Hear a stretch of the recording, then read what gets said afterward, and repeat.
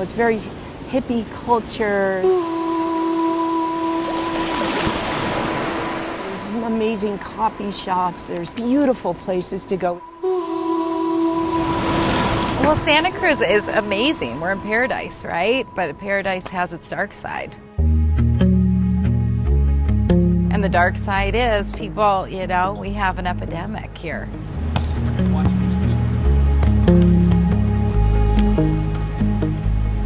The epidemic she's referring to is the drug problem, and the used needles left scattered across Santa Cruz, California because of it.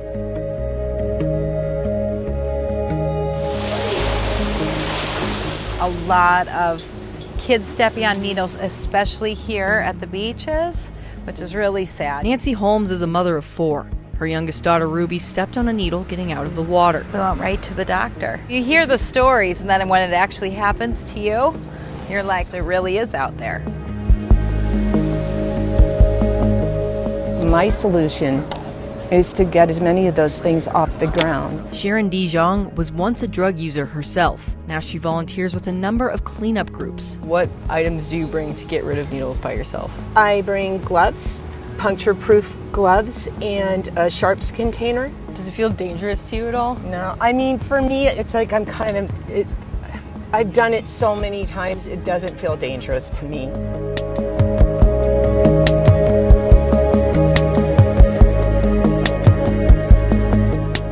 Yeah, 1-0.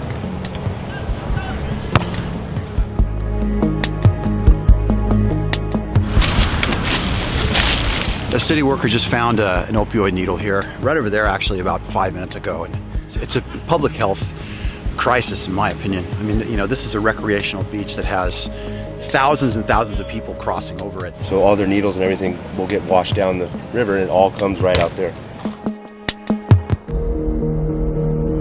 Just beyond the shore is the mouth of the San Lorenzo River. This is Dope Fiends Highway.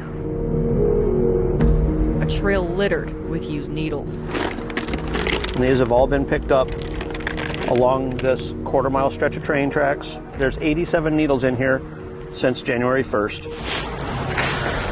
Damon Bruder walks this trail often for a purpose. So don't do this at home, folks. Should never pick up a needle with your bare hand. See this? Live point. No cap.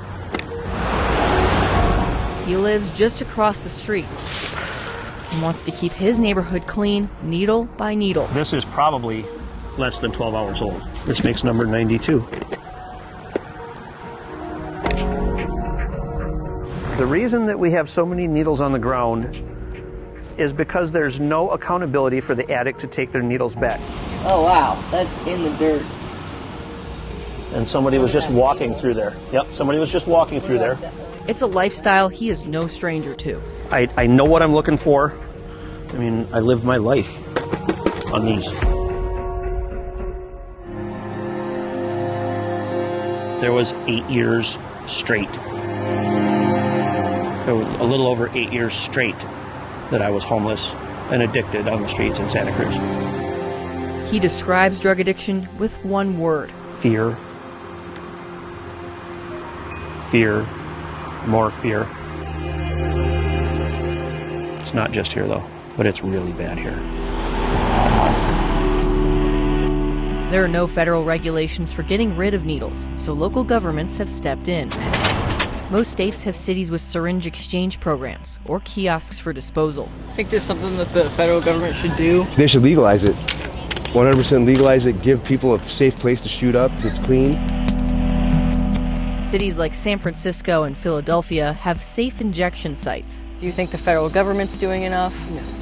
No? We need more treatment centers. Right now, it's all the local people that live here that are really working to make it a better place. The potential dangers haven't stopped Nancy and her kids. Ruby's totally fine. Okay. Still walking barefoot, still the Santa Cruz little surfer girl. Just more aware of what's going on in the world. I fear that my children, my grandchildren, will be harmed. I fear that your children or grandchildren will be harmed. With photojournalist, I'm Chloe Nordquist reporting.